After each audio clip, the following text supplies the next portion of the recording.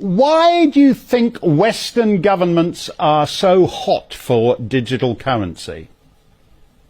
The magic word, Mark. It's all about control. Because as much as this man says, of course, that it's just digital money, it's not just digital money. And that's what people have to understand. When politicians or Klaus Schwab or anybody who is a globalist and wants globalist policies speaks about digital currencies, what they mean is a financial monetary system that is governed on a global level, or at first governed by, indeed, your bank. So it's not really money. The more accurate term I would say for this is that you get credit from your bank that is potentially what they call programmable. So that means that you don't actually possess your money. You are basically a serf to a neo-feudalist system, in this case, the bank or the government, that decides for you what you can spend your money on. That is what is important here. CBDCs are in essence programmable. So the government could potentially decide what you can spend your money on and what you can not spend it on. And we all know, of course, what that type of world will look like and what you can and cannot spend your money on is very clear. They make it incredibly clear by tracking, for example, already our banks in Holland, for example, do that. Your carbon emissions. Well, then, buying a piece of meat, for example, ooh, that's a lot of carbon score. Buying a plane ticket, for example, is also a red screen. So it's an incredibly dangerous system that will allow the government to dictate what you can spend your money on and what you cannot spend your money on. Yeah, it's a way of replacing money as we've historically understood it for thousands of years with something that's closer to those kind of supermarket coupons that entitle you to buy products that are only approved by the supermarket. In this case, as you say, we'd be going to, you'd want to book a fantastic beach holiday in the Greek islands, but they'd say, oh no, I'm sorry, your carbon footprint only allows you to take a bus trip in a soggy, damp part of England. They would get to approve each and every purchase.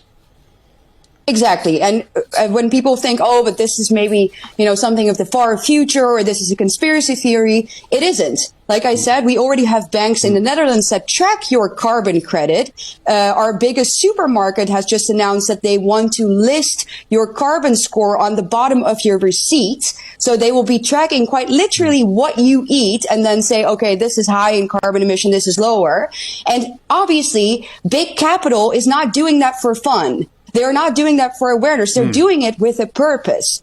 And that's also why not just, big capital is doing this, but why governments all around the world, including now your new prime minister, are pushing for this. So India, for example, has already rolled out a pilot version of their digital currency. The European Commission has recently appointed Amazon, the American super company, to build the infrastructure for the European digital coin. And the US has also recently come forward with a statement saying we are going to look into this. So they're ramping it up. It's happening simultaneously. And of course, we already have a perfect system in place with our magical little QR code that we all had to use during COVID that could serve as your digital wallet.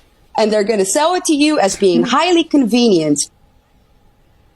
Why do you think people don't find it creepy? Because it's creepy that the government is examining whether you had a quarter-pound cheeseburger or a half-pound cheeseburger that blows through your... It's creepy that the state is doing that. Why do citizens not find it creepy?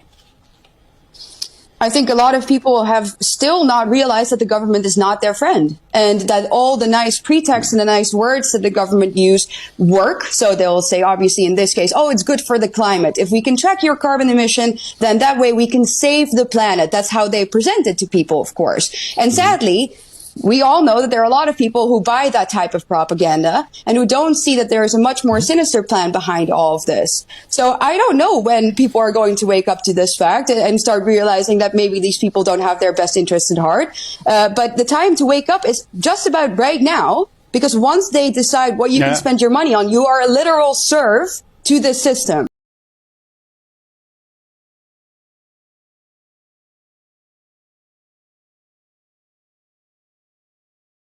digital identity is not just a passport that you will have on your iPhone in a digital form. It entails just about everything the government would like to know about you.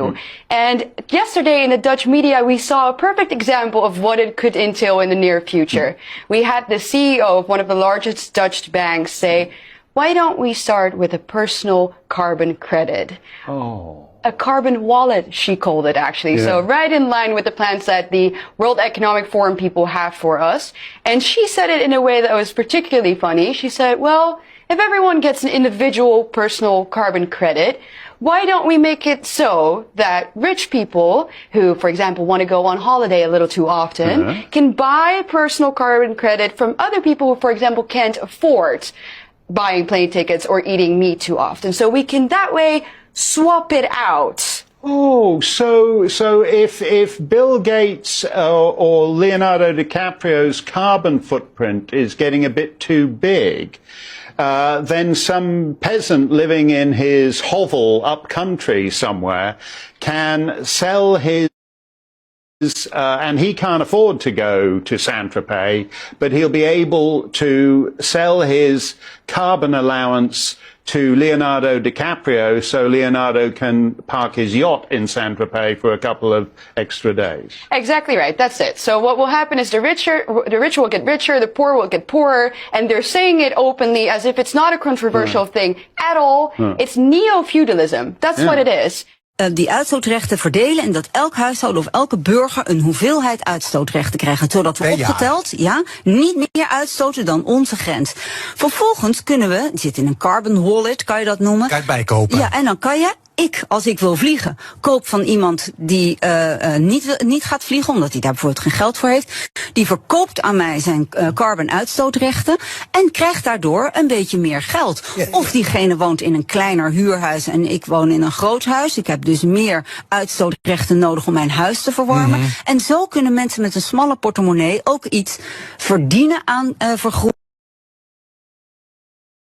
Disclaimer, this channel, Web3 Turtle, is for entertainment and educational purposes only.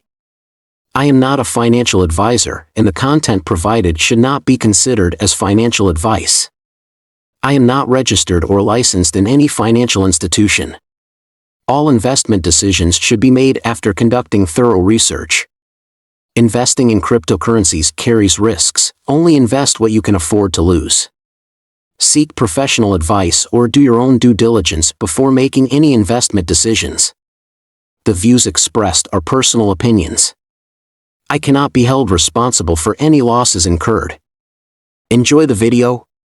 Don't forget to like, subscribe, and join our Web3 Turtle community for more content.